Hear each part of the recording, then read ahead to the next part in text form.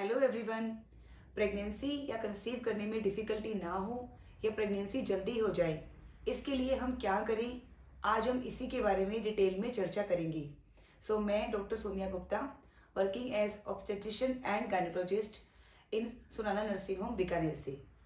Pregnancy जल्दी हो जाए या कंसीव करने में डिफ़िकल्टी ना हो, आज मैं इसके बारे में कुछ टिप्स बताना चाहती हूँ। यदि ये आपको पता होगा, फीमेल को या मेल को दोनों को पता होगा, तो उनको कंसीव करने में डिफ़िकल्टी नहीं होगी। सबसे इम्पोर्टेंट बात होती है कि इसमें आपको अपने ओव्यूलेशन के बारे में पता होना चाहिए कि आपका फर्टाइल पीरियड कब है।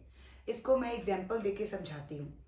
जैसे किसी का यदि टाइम पीरियड 1 जनवरी को आता है और नेक्स्ट पीरियड उसका 1 फरवरी को आता है, तो उसका जो टाइम साइकिल है वो 30 डेज का हुआ। ऐसे ही किसी का 1 जनवरी को पीरियड आया और उसका सेकंड पीरियड 29 जनवरी को आ गया, तो उसका जो साइकिल की लेंथ है वो 28 डेज की हुई। ऐसे ही यदि उसका 1 जनवरी को आया और फिर नेक्स्ट पीरियड उसका 3 फरवरी को आता है, तो उसका जो साइकिल का लेंथ है वो 32 डेज का हो गया। तो फर्स्ट डे ऑफ पीरियड से ही साइकिल की लेंथ को काउंट करना है, पीरियड खत्म होने के बाद से काउंट नहीं करना है, क्योंकि कुछ लोग इसमें भी गलती करते हैं। अब जब आपको अपनी पीरियड या साइकिल की लेंथ का पता है, तो आप उसमें से 14 दिन 14 डेज लेस कर लीजिए, वो दिन आपका ओव्यूलेशन का टाइम पीरियड होगा। जैसे जिसका टाइम पीरियड 30 डेज का है और उसका ओव्यूलेशन डे होगा 16वां दिन। ऐसे ही जिसका साइकिल का लेंथ 28 डेज है, उसका ओव्यूलेशन का डे होगा 14th डे। जिसका टाइम पीरियड का साइकिल 32 डेज का है, तो उसका ओव्यूलेशन डे होगा 16th डे। तो सबसे पहले आपको अपना ओव्यूलेशन टाइम का पता होना चाहिए। ओव्यूलेशन के बाद मतलब जब अंडा फूटकर बाहर आता है, तो वो 24 से 48 आवर्स तक जिंदा रहता है, और जो स्पर्म्स होते हैं वो फीमेल की बॉडी में 4 to 5 डेज के लिए जिंदा रहते हैं। इसलिए ओव्यूलेशन के 3-4 डेज से लेकर ओव्यूलेशन के 48 आवर बाद तक का जो टाइम पीरियड होता है, उसको हम फर्टाइल पीरियड बोलते हैं। और इस पीरियड में यदि आप रिलेशन बनाते हो तो प्रेगनेंसी के चांसेस बढ़ जाते हैं। इस टाइम पीरियड में ही आप रिलेशनशिप डेली भी बना सकते हैं या फिर आप ऑल्टरनेट डे भी कर सकते हैं, उसमें कोई डिफरेंस नहीं है। फिर दूसरी बात आती है आपका लाइफस्टाइल। यदि आप रेगुलर एक्सरसाइज करते हैं, हेल्दी फूड खाते हैं, आप जब कंसीव करने की प्लानिंग कर रही होते हैं, तो आपको जो जंक फूड है जैसे पिज़्ज़ा, बर्गर, ये सब अवॉइड करना चाहिए, क्योंकि इन फूड्स में केमिकल्स होते हैं जो स्पर्म की क्वालिटी और ओवा की क्वालिटी को ख़राब कर देते हैं। आप जब कंसीव करने की प्लानिंग कर रही होते हैं, तो आप ज़्यादा ग्रीन वेजिटेबल्स जैसे कि पालक, बथुआ, साग और ये ज़्यादा फ्रूट्स, नट्स, इनका सेवन करें। इनमें बहुत सारे प्लेंटी ऑफ एंटीऑक्सीडेंट्स और मिनरल्स होते हैं।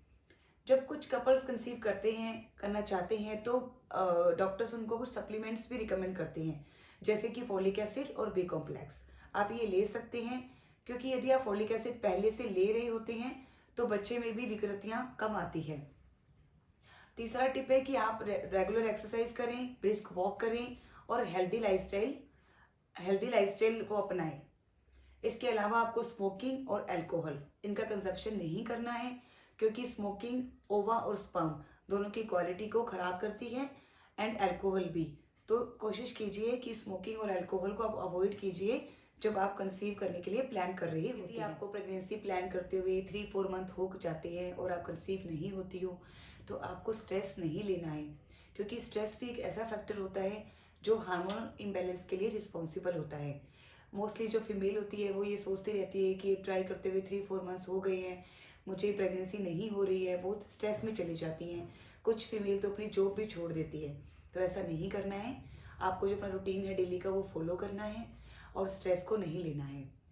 अब बात आती है कि जैसे प्रेगनेंसी कंसीव करते हुए आपको प्लान करते हुए 1 ईयर हो गया है और आपकी एज 30 ईयर से कम है और आपको प्रेगनेंसी नहीं हो रही है, तो आपको वेट करते नहीं रहना है, आपको डॉक्टर से जाकर कंसल्ट करना है। यदि आपकी एज 30 से ऊपर है और आपको प्रेगनेंसी प्लान करते हुए 6 मंथ्स हो गए हैं और आपको प्रेगनेंसी नहीं हो रही है, तो भी आपको डॉक्टर से जाके कंसल्ट करना है, क्योंकि 30 ईयर्स के बाद में जो फर्टिलिटी होती है, जो कंसीव करने की कैपेसिटी होती है, वो धीरे धीरे कम होना शुरू हो जाती है।